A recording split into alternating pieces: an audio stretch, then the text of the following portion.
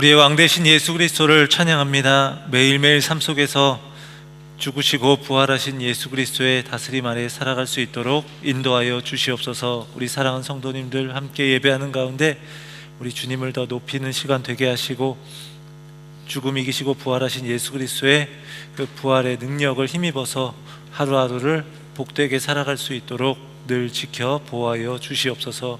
오늘 함께 말씀을 나누고 기도하는 가운데 하나님께서 크신 은혜 베풀어 주시고, 매일매일 우리의 삶이 예수 그리스도의 이름을 높이는, 그분께 영광 돌리는 귀한 삶이 되게 하여 주시옵소서. 우리 주 예수 그리스도의 이름으로 기도합니다. 아멘. 오늘 성경 말씀 보겠습니다. 누가복음 24장 36절에서 53절 말씀입니다. 주보에는 좀 잘못 나갔더라고요. 누가복음 24장 36절에서 53절까지 말씀입니다. 교독하도록 하겠습니다. 이 말을 할 때에 예수께서 친히 그들 가운데 서서 이르시되 너희에게 평강이 있을지어다 하시니,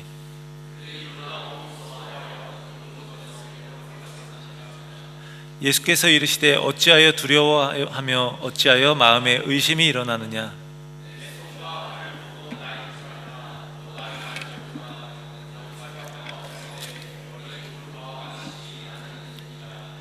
이 말씀을 하시고 손과 발을 보이시나,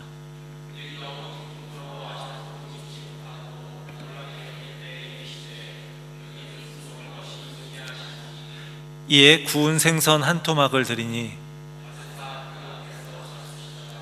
또 이르시되 내가 너희와 함께 있을 때에 너희에게 말한 바 곧 모세의 율법과 선지자의 글과 시편의 나를 가리켜 기록된 모든 것이 이루어져야 하리라 한 말이 이것이라 하시고, 또 이르시되 이같이 그리스도가 고난을 받고 제3일에 죽은 자 가운데서 살아날 것과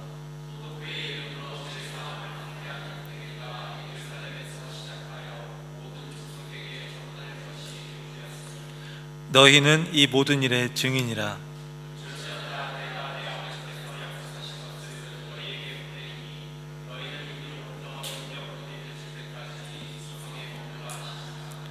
예수께서 그들을 데리고 베다니 앞까지 나가사 손을 들어 그들에게 축복하시더니, 그들이 그에게 경배하고 큰 기쁨으로 예루살렘에 돌아가 성전에서 하나님을 찬송합니다. 아멘. 오늘 또 수예배 가운데 오신 모든 분들에게 하나님께서 은혜 주시기를 원합니다. 좀 우리 주일날 말씀하고 좀 겹치는 부분들도 좀 있는 듯합니다. 삶의 이제 한 과정들을, 우리가 삶을 보면요, 한 과정 이후에 또 다른 과정이 이렇게 있는 것 같아요. 학생들의 경우는 졸업하면 그게 끝이 아니고 또 다른 이제 학교를 진학한다든지 아니면 또 다른 새로운 삶이 시작됩니다. 직장에서 은퇴해도 마찬가지입니다. 은퇴했다고 해서 끝난 게 아니라 또 다른 삶이 시작됩니다. 사순절을 우리가 보내고 부활절이 온다고 해서 끝이 아니라 또 우리는 일상을 살아가야 합니다. 이전에 이제 그림책에서 이런 그림을 본 적이 있습니다.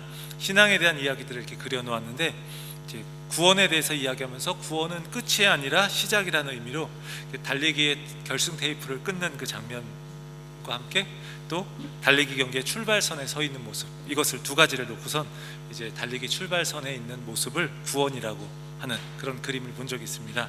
예수 그리스도를 믿음으로 구원받았다는 것, 이것은요 우리 신앙생활에 있어서 또 다른 시작입니다. 그러니까 예수님과의 만남은 끝이 아니라 시작이라는 거예요. 이때 구원은 이제 회심을 이야기하는 거겠죠. 우리가 회심해서 예수님을 믿게 된 것. 이 구원이라고 하는 것은요, 그런데 단지 내가 회심했다라고 하는 것이 끝이 아니라 우리 인생 전체에 걸친 과정이기도 합니다. 그래서 구원을 받았다고도 사도 바울은 이야기하고, 구원을 받고 있다고도 이야기하고, 구원을 이루어야 한다라고도 이야기를 합니다. 그러니까 회심은 한 신앙의 한 단계를 지난 것이고요, 이제 그 이후에는 그분과 함께하는 그 이후의 삶이 계속되는 거예요. 지난주 수요예배 때 우리가 엠마오로 가는 두 제자에게 부활하신 예수님께서 나타나셔서 이제 그들에게 말씀을 풀어주시는 가운데 이제 그들의 마음이 뜨거워지는 걸 경험했던 이야기가 이제 나오고요, 또 함께 음식을 나누는 가운데 그들의 눈이 열려서 그 예수님을 알아보는 그 이야기를 함께 보았습니다. 엠마오로 갈 때에는 슬픔과 근심의 얼굴을 하고 그렇게 갔었는데, 이제 부활하신 예수님을 만난 그들은요, 기쁨을 가지고 예루살렘으로 돌아와서 그곳에 있던 제자들에게 예수님의 그 부활을 증언하게 됩니다. 오늘 본문은요, 부활하신 예수님께서 제자들과 또 그들과 함께 있는 사람들에게 나타나신 후에 승천하시는 그 장면을 보여주고 있습니다. 예수님은 자신이 부활하셨다는 것을 직접 보여주고 또 제자들 앞에서 음식을 드심으로써 그 몸의 부활을 입증해 보이시는 거예요. 그리고 자신의 고난과 죽음과 부활이 바로 성경에 근거한다라는 걸 가르쳐 주십니다. 그리고 성령을 보내주실 걸 약속하시고요, 이제 승천하시는 거예요. 이 말씀을 통해서 우리가 예수 그리스도의 십자가를 경험하고 그 부활하신 주님을 만난 이후에 우리가 어떻게 살아야 할지를 또 생각해 볼 수 있는 시간 되기를 원합니다. 먼저 예수님이 이제 먼저 찾아오신 거예요. 오늘 본문의 그 앞부분에서는 제자들과 그들과 함께한 사람들이 이렇게 모여 있습니다. 그래서 예수님이 정말 살아나셨고 나타나셨다라는 이야기를 하고 있었을 거예요. 그 순간에 예수님이 그들 가운데 나타나셨습니다. 그리고 그들에게 평강이 있을지어다 말씀하십니다. 주일날 이 말씀을 드렸습니다. 샬롬 하고 이제 저 말씀을 이제 하고 계신 거죠. 인사를 하시는 거죠. 당시 일상적인 인사말이라고 했어요. 그런데 이것은 그냥 단지 일상적인 인사 정도가 아니라 특별한 의미를 담고 있기도 합니다. 부활하신 예수님이 다스리시는 이 새로운 시대의 평화, 이것을 말씀하는 것이기도 합니다. 그분이 주는 평강은 세상이 주는 것과 같지 않다, 이렇게 또 주일날도 말씀을 드렸죠. 근데 이전에 갈릴리 바다에 있던 제자들의 삶에 풍랑이 많이 일어났던 것처럼, 그리고 지금 제자들이 두려움 속에 있는 것처럼, 그래서 그 마음에 풍랑이 일어나는 것처럼 오늘 믿음을 가진 성도들의 삶 속에서도요, 풍랑은 계속해서 일어납니다. 두려움의 파도가요, 계속해서 우리 마음 가운데 몰려옵니다. 그런데 이전에 그 갈릴리 바다의 풍랑을 잠잠하게 하셨던 그 예수님, 죽음을 이기시고 또 부활하신 예수님은요, 우리의 삶에 평강을 주시는 그 하나님, 그 하나님의 아들 예수님이라는 거예요. 풍랑이 일어나는 세상 속에서 두려움이 생길 수 있습니다. 부활하신 예수 그리스도가 주시는 그 평강을, 그렇지만 그 가운데서도 누리는 사람들, 이 사람들이 바로 성도라는 거예요. 사도 바울 역시도요, 이방인 성도들에게 편지를 쓸 때마다 그래서 힘겨운 세상 속에서 살아가고 있지만 신앙생활하는 그들에게 하나님 아버지와 예수 그리스도가 주시는 은혜와 평강이 있기를 늘 빌었습니다. 예수님은요, 자신이 이렇게 말씀하시는 평강, 그것과는 반대에 있는 그 제자들에게 찾아오셔서요, 이제 그들에게 이제 평강을 말씀하시는 거예요. 그렇게 말씀하시면서 그들에게 다시금 두려워하는 그들에게 힘을 주시는 겁니다. 물론 그들이 예수님을 보고 놀라고 무서워해요. 왜냐하면 예수님의 그 부활 소식을 들었지만 몸의 부활을 확신하지 못하고 있기 때문에 그렇습니다. 그럴 수밖에 없었을 거예요. 그들은 아마도 마치 육체와 분리된 유령을 보고 있다라고 생각했을 겁니다. 그래서 주일날 함께 나눈 요한복음 말씀에서도 우리가 함께 살펴보았는데, 문들을 걸어 잠그고 있어서 닫힌 문이 막 열리지도 않았는데 예수님이 그들 가운데 서 계시니까 굉장히 놀랄만도 할 겁니다. 근데 예수님은 그들에게 손과 발을 보여주심으로써 자신이 온전한 육체를 가진 그런 몸으로 부활하셨다라는 것을 보여주고 있는 겁니다. 당시의 의복은요, 거의 다 신체를 덮는 정도였기 때문에 얼굴이나 손과 발, 이것이 노출되는 정도였어요. 그렇기 때문에 손과 발을 보여주신다는 것은요, 육체의 부활을 확인시키기 위한 목적입니다. 또 게다가 손과 발에 못자국이 있으니까 더 확실한 증거가 되는 거죠. 손과 발을 보여주시면서 예수님은 바로 나다, 내가 살아났다 라고 말씀하시는 거예요. 예수님의 부활은요, 몸의 부활이기 때문에 살과 뼈가 있고요, 그래서 눈으로 보고도 못 믿겠으면 만져보라고 이렇게 하면서 예수님이 확인을 시키고 계시는 거예요. 근데 제자들은 너무 기뻐하면서도 믿지 못하겠다라고 믿지 못하고 있는 거죠. 기쁨과 의심이 같이 있는 겁니다. 우리도 뭔가 너무 기쁜 일이 일어나면요, 이게 잘 안 믿기지 않습니까? 그래서 가끔 꿈인지 생신지 하면서 막 꼬집어 보기도 하고 이러지 않습니까? 죽었던 예수님께서 다시 살아나셨다라는 이 사실, 이것은요, 믿기는 굉장히 어려운 것이면서도 제자들에게는 정말 큰 기쁨이 되었을 겁니다. 예수님은 거듭해서 예수님의 몸의 부활을 확인시켜 주셔요.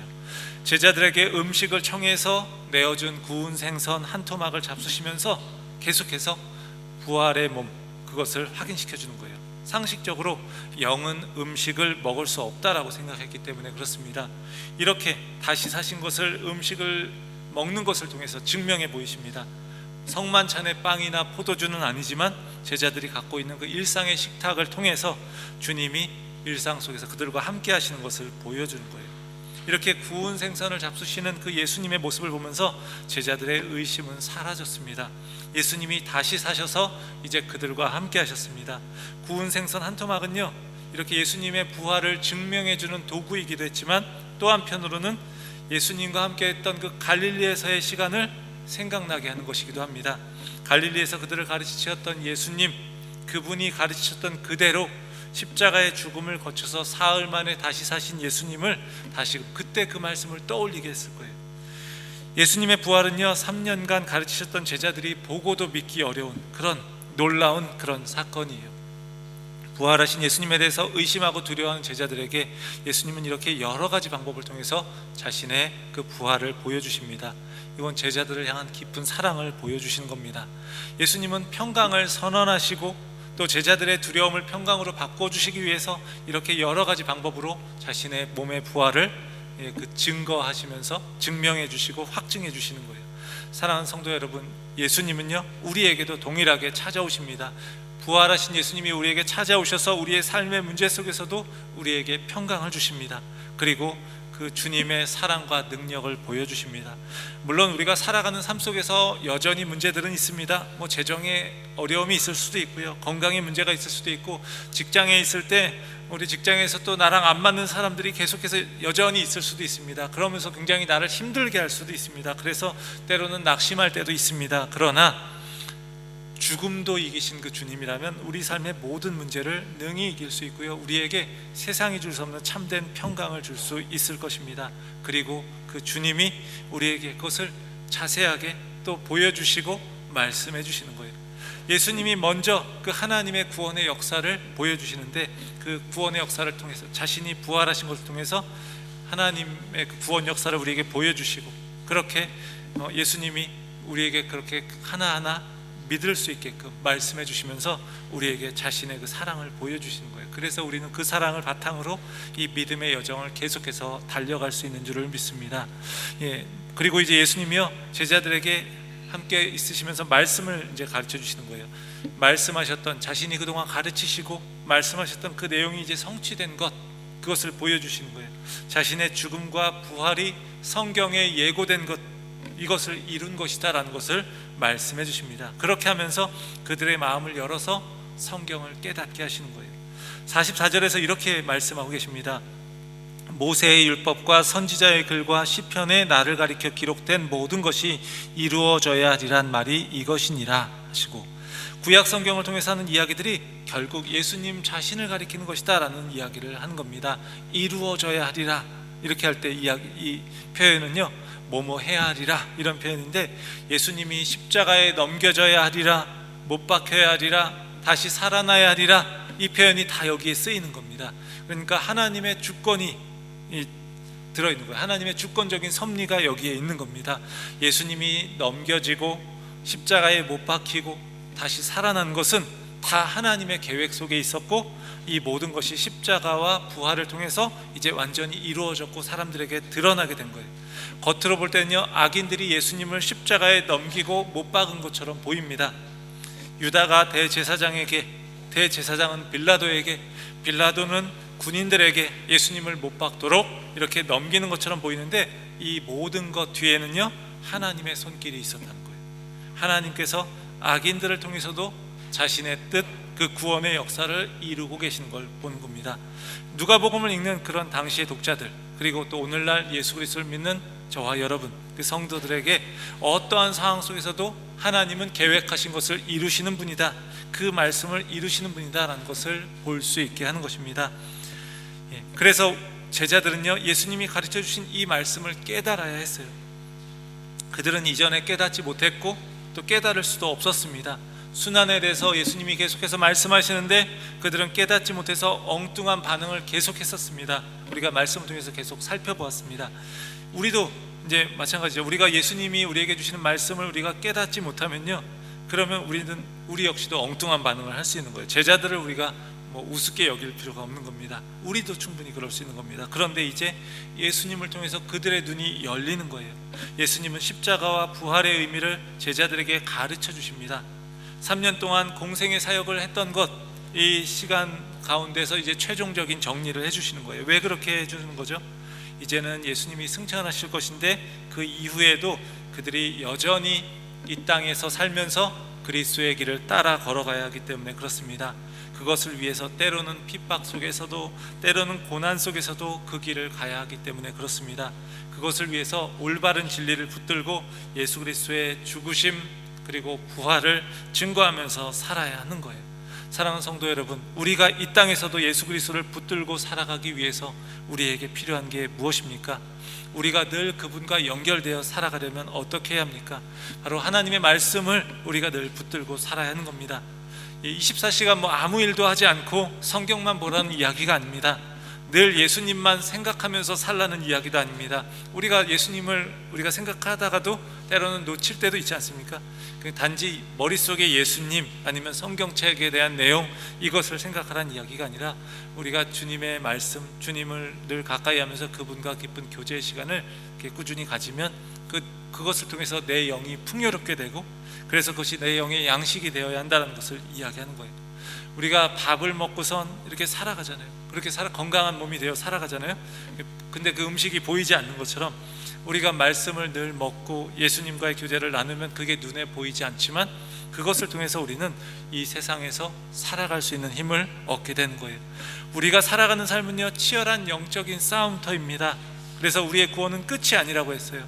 우리는 믿음의 삶을 시작해서 주님 앞에 설 때까지 계속해서 믿음의 삶을 살아내야 하는 것입니다. 출발선에서 총성이 울렸고요, 우리는 계속해서 달려야 하는 거예요. 그 싸움, 믿음의 싸움, 또 그 믿음의 경주를 어떤 힘으로 우리가 감당할 수 있겠습니까? 바로 주님의 말씀을 먹고 그 말씀의 원리를 붙들고 살아가는 거예요. 말씀에 대한 이야기를 이제 계속 했었는데, 그렇습니다. 우리가 살아가는 삶의 모든 원리가 말씀인 거예요.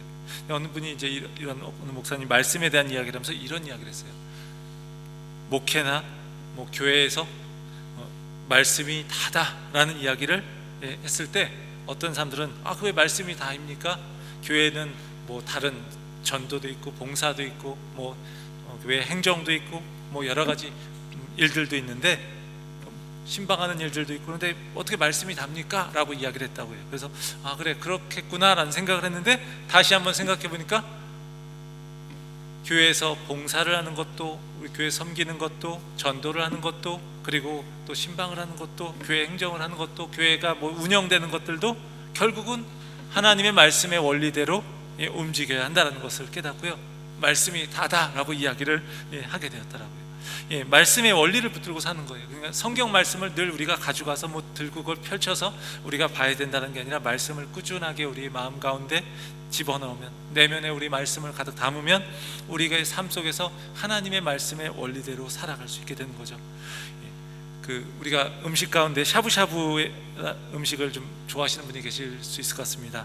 샤브샤브의 기원은 이게 뭐 모두가 다 그렇게 생각하는 건 아닐 수 있지만, 이제 이 기원에 대한 이야기를 보았는데, 이게 징기스칸의 그 몽골에서 그 기원이 있다는 이야기가 있었습니다. 징기스칸의 기마 부대가 이제 세계를 정복해가면서 전쟁을 할 때 이제 그 장점이 있었는데, 바로 그 기마 부대니까 기동력이 이제 장점이었어요. 빠르게 말을 타고선 다니면서 이제 나라들을 정복해가는 거죠, 이제 다른 나라들을. 그런데 문제는 기동력이 좋으니까, 말을 타고 빠르게 움직이니까 문제가 하나 있는데, 그것은 바로 군량을 조달하는 거예요. 군량이 전쟁에 있어서 아주 핵심이 아닙니까? 요즘같이 이렇게 막 자동차가 발달하고 막 이런 그 시대가 아니고, 옛날에 말 타고 다닐 그런 때는 가끔은 이제 굉장히 병력으로 열세에 있는 그런 부대라 할지라도 상대방의 그 군량을 탈취하거나 뭐 불태워버리는 걸 통해서 훨씬 더 큰 병력에게 승리를 거두는 이야기들이 많이 있습니다. 그런데 기동력이 좋은 몽골의 이 기마 부대였지만 군량이 제대로 조달되지 않으면 승리하기가 어려운 거예요. 그런데 또 말을 타고 다니는 기마 부대와 이 군량을 조달하는 그게 속도가 비슷하지가 않을 거 아니에요.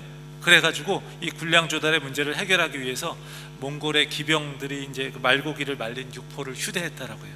그래서 이제 언제 어디서든 물만 있으면 그냥 투구를 벗어서 거기다 물을 끓이고 그리고 육포를 넣어서 그래서 샤브샤브를 해서 이제 분량의 문제를 해결했다라고 하는 이야기가 있어요. 그래서 기동력이 이제 생명인 그 기마부대에 있어서 기마부대가 전쟁을 수행하는데 큰 역할을 했던 거죠. 그러니까 왜 그렇게 했을까요? 왜 이렇게 음식을 조달하기 위해, 양식을 조달하기 위해 애를 썼을까요? 양식을 제대로 먹는 것이 전쟁의 승패를 좌우하기 때문에 그렇습니다.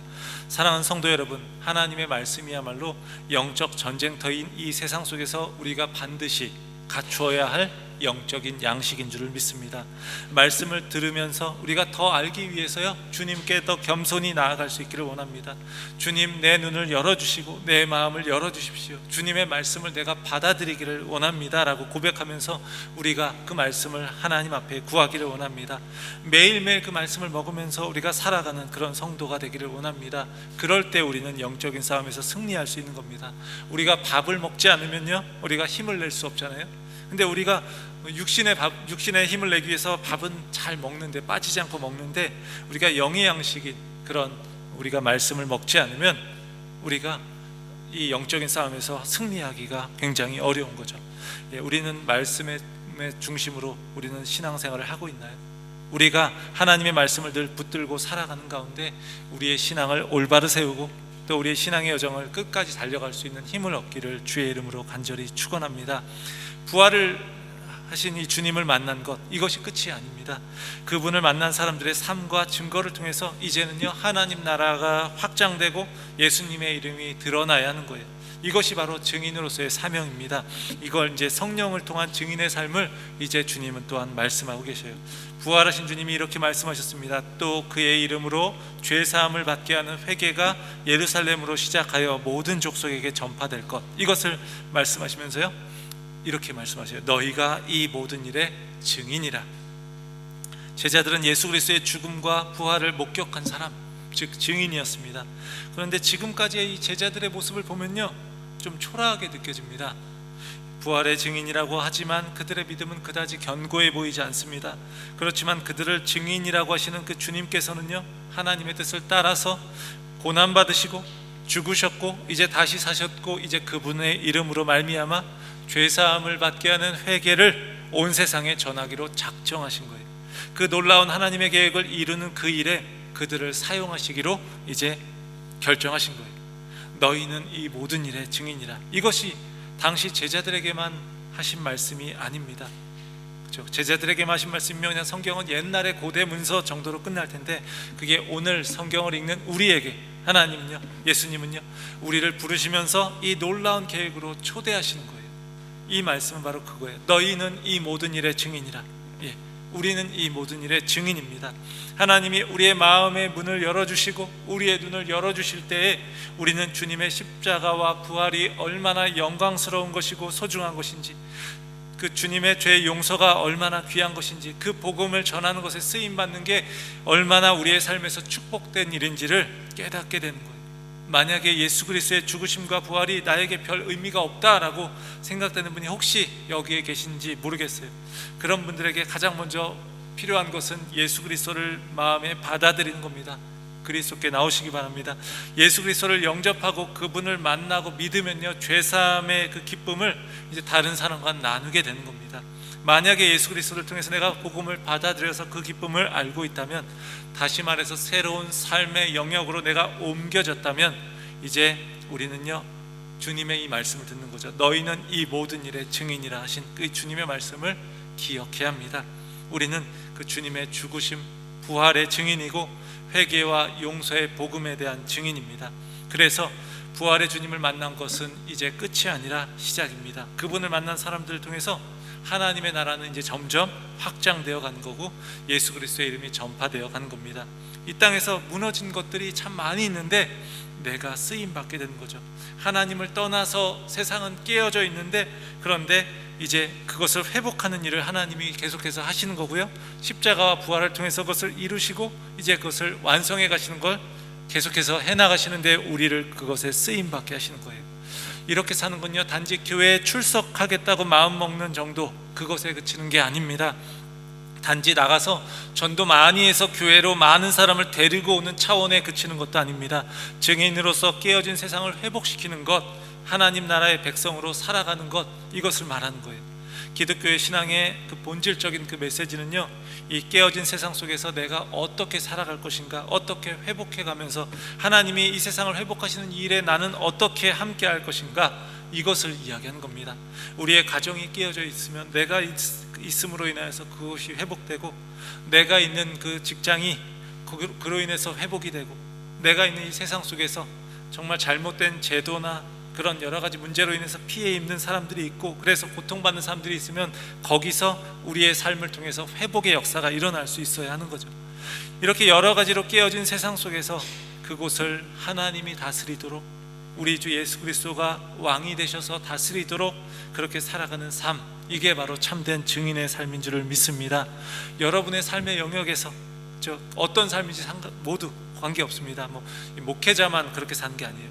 이 모든 성도라면 살아가는 삶의 모든 영역에서 하나님이 다스리도록 증인된 삶을 살아갈 수 있기를 바랍니다. 예수 그리스도가 죽으시고 부활하셨고 그분이 지금도 왕으로 다스리고 계시다라는 것을 우리가 입술로도 전하지만 우리의 삶을 통해서도 전할 수 있기를 원합니다. 그런데 이런 증인의 삶이 어떻게 가능하다고 하시죠? 성령을 통해서 가능하다고 이야기합니다. 우리의 힘과 능력으로는 부족하다는 거예요. 그래서 주님이 말씀하시는 겁니다. 49절입니다. 볼지어다, 이게 중요하다는 이야기예요. 내가 내 아버지께서 약속하신 것을 너희에게 보내리니 너희는 위로부터의 능력으로 입혀질 때까지 이 성에 머물라. 복음을 증거하는 것, 깨어진 세상을 회복하는 건요, 지식이나 열정만으로는 부족하다는 거예요. 위로부터 오는 능력을 덧입어야 하는 거예요. 주님은요, 그 성령을 보내주시겠다라고 약속하시는 겁니다.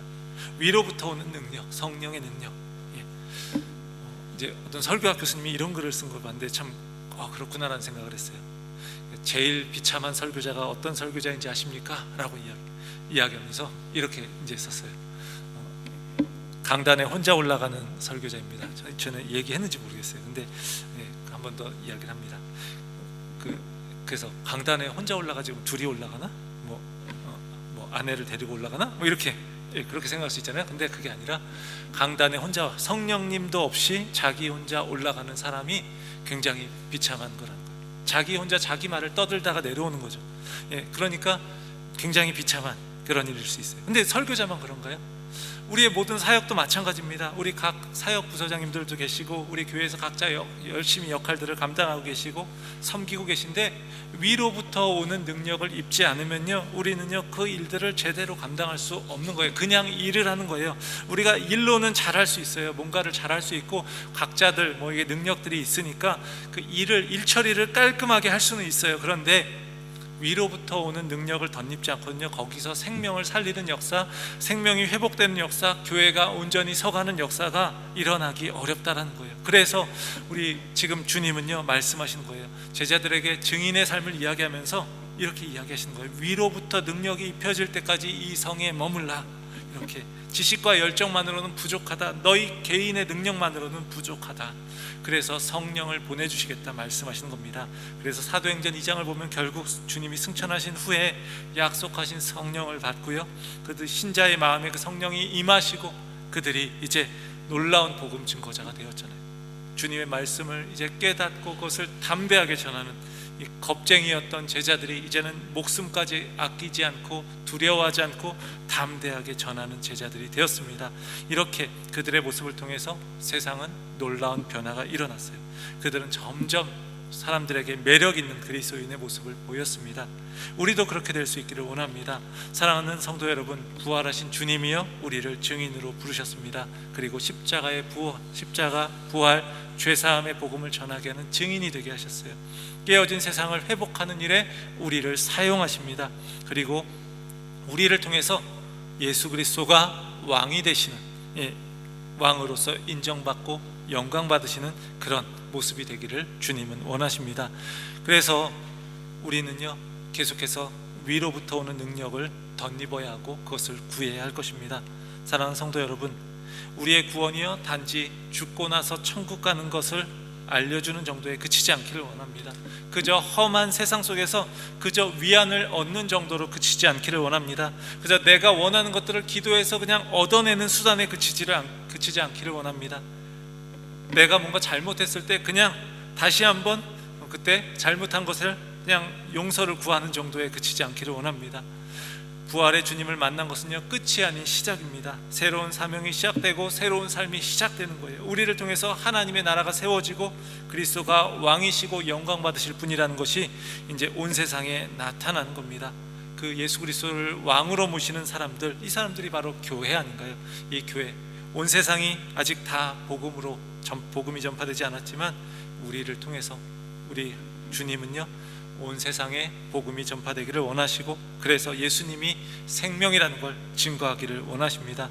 그 일에 귀하게 쓰임받아서 우리가 걸어가는 이 길을 통해서 이 깨어진 세상이 회복되고 주님이 영광 받으시는 그런 모습 되기를 우리 간절히 원합니다. 우리 이 시간 함께 찬양하기 원합니다.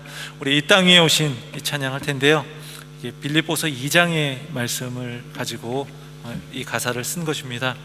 예수 그리스도가 하나님과 본체, 하나님의 본체이신데 그분이 자기를 위하여 종의 형체를 가지고 이 땅에 오셔서 죽기까지 복종하셔서 십자가에서 죽으셨고, 그런 예수 그리스도를 하나님이 이제 지극히 높이셔서 모든 무릎을 예수의 이름에 꿇게 하시고 모든 입으로 예수 그리스도를 주라 시인하게 하셨다고 했습니다. 우리가 예수 그리스도가 왕 되시고 그 이름이 높임 받으신 일에 귀하게 쓰임 받는 그런 증인 되기를 원합니다. 너희가 이 모든 일의 증인이라 말씀하신 하나님의 말씀, 예수 그리스도의 말씀을 우리가 듣고 우리 그 삶을 살아가기를 원합니다. 우리 함께 이 찬양 함께 고백합니다.